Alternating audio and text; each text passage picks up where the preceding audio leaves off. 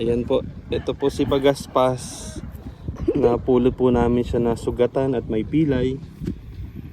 So naawa po kami. So kinuha po namin siya. Pinakain ng ilang araw, naging ilang linggo, mga 2 buwan. Naka-recover na po siya. Hindi naman ganun kalala yung kanyang injury.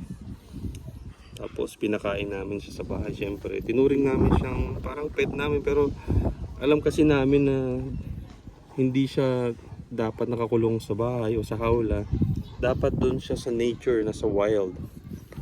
So, although domesticated po siya, pero nararapat lang na nasa, alam mo yun, kasama niya yung kapwa niya mga ibon na malaya.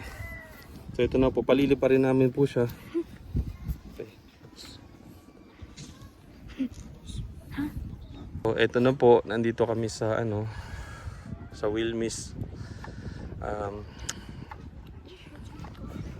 na mountain camping resort, camping resort. Yan, although mamimiss namin siya, let go na po talaga namin. Yan, ito si Satia. You'll say goodbye we'll miss you, Pagaspas. We will miss you. Oh, okay. 1, 2, 3, let go. Way, bye-bye. You're free now. I'm gonna follow it with. Oh, Let me see how far it goes. I miss you, Pagaspas. But if it goes